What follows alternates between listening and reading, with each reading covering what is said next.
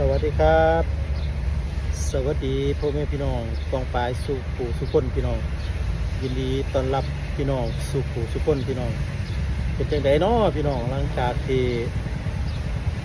น้ำมันขึ้นราคาเนาะพี่น้องเนาะขอเป็นกำลังแรงใจให้พี่น้องเฮาสู่ปู่สุคนนะครับเด้อ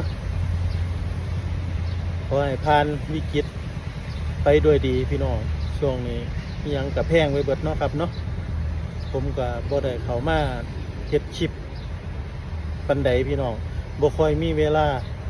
ค้าขายคือเก่าล่ะของกับแพงพี่น้องของกับแพงแต่ว่าทางร้านก็ต้องขายราคาเก่าพี่น้องผมว่าผมบ่ขึ้นราคาพี่น้องมันขายพอได้อยู่ก็เลยบ่ต้องขึ้นราคาพี่น้องแต่ว่าราคาสินค้าขึ้นพี่น้องเพราะว่าเนื่องจากราคาน้ำมันดีเซลขึ้นพี่น้องดีเซลนี่มันเป็นระบบขับเคลื่อนทุกสิ่งทุกอย่างก็เลยปรับราคาขึ้นพี่น้องแต่ว่าทางร้านก๋วยเตี๋ยวของผมเองก็บ่ขึ้นพี่น้องถึงจะขายได้หน่อยเขาก็ยังขายได้ก็ขายไปพอได้อยู่ได้กินเนาะพี่น้องเนาะจังใดก็เป็นกำลังแรงใจให้พี่น้องเฮาสู่ผู้สู่คนเนาะครับเนาะใกล้เทศกาลสงกรานต์ล่ะพี่น้องเดินทางไปไสมาไสก็ขอให้เดินทางปลอดภัยพี่น้องขอให้เดินทางปลอดภัยเดินทางไปทางใดมาทางใดก็ขอให้มีน้ำมันบ่ขาดแคลนเนาะพี่น้องเนาะโอ้จักสิว่าแนวใดมีแต่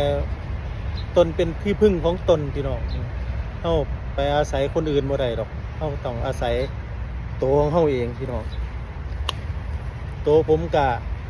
บ่ค่อยได้มาอัปเดตปานใดพี่น้องขอขอบคุณพี่น้องหลายๆด้วยครับเด้อที่กดติดตามทางช่อง YouTube 40,000 ซับสไครบ์เลยพี่น้องขอขอบคุณหลายๆนะครับเด้อผมบ่ค่อยได้เฮ็ดคลิปพี่น้องเพราะว่ามันยากผมขายของอยู่กับภรรยาแค่2คนพี่น้องแค่2คนบ่มีลูกน้องถ้าจ้างลูกน้องก็บ่เหลือหยังก็เลยเฮ็ดเอง2คนกับภรรยาพี่น้องขายไปเรื่อยๆพี่น้องแต่ว่าราคาก็ยังราคาเก่าอยู่ผมว่าผมจะบ่ปรับราคาขึ้นเอาราคาเก่าแต่ว่าสินค้าก็ขึ้นพี่น้องผมก็จักสิว่าแนวใดเฮ็ดแนวใดเนาะพี่น้องเนาะผักก็แพงมะนาวก็แพงทุกสิ่งทุกอย่างแพงเบิดแต่ว่าเฮาก็บ่หวังกำไรหลายพี่น้องขอให้เฮาอยู่ได้ขอให้เฮาอยู่ได้แล้วก็ลูกค้าอยู่ได้ก็ถือว่าโอเคแล้วเนาะถ้าขึ้นอีกก็สิมันสิจักจังไดพี่น้องเบิ่งแล้วมันสิขายยากผมก็เลยว่ามันพอได้อยู่ก็เลยขายไปก่อนบ่แน่ลางเที่ยน้ำมันอาจจะปรับตัวลงก็ได้บ่รู้ว่าจะมีแนวโน้มว่าจะลงบ่เวลาขึ้นก็ขึ้นหลายเวลาลงก็ลงเท่าละสตางค์เป็นกำลังแรงใจให้พี่น้องเฮาสู่ผู้สู่คนนะครับเด้อ FC สู่ผู้สู่คนทั่วโลกพี่น้องขอให้สู่ผู้สู่คนพี่น้องตกอยู่ภาวะเดียวกัน ผมก็แล่นไปตะล่อนหาน้ำมันอยู่ 2-3 มื้อพี่น้องไปเติมไว้ก่อนน้ำมันสิขึ้นราคาพุ่นล่ะเติมไว้เต็มถังก่อนจะเดินทางกลับต่างจังหวัดพี่น้องขอแจ้งข่าวพี่น้องสู่ผู้สู่คนเด้อ FC ทางร้านก๋วยเตี๋ยวผมก็สิได้หยุดหลายมื้อนะพี่น้องเนาะขายฮอดประมาณวันที่9เด้อพี่น้องเด้อวันที่9เพราะว่าวันที่10ผมก็สิเดินทางกลับต่างจังหวัดไปเยี่ยมผู้เฒ่าผู้แก่ไปให้กำลังใจผู้เฒ่าผู้แก่พี่น้องหลังจากที่มีแต่ทำงานมาเวลาก็บ่ค่อยได้พักพี่น้องผมขายของเอาจริงๆนะผมขายของนี่เดือนนึงผมหยุดแค่2 มื้อพี่น้องแต่ว่าก็ร่างกายก็เริ่มอ่อนแรงแล้วอายุก็หลายแล้วพี่น้องแต่ว่าจะให้ขายตะกี้ก็บ่ค่อยได้หยุดแล้วมาคุมื้อนี่ก็หยุดดูแน่ประเทศนี้เดือนนึงก็2-3 มื้อลางเที่ยก็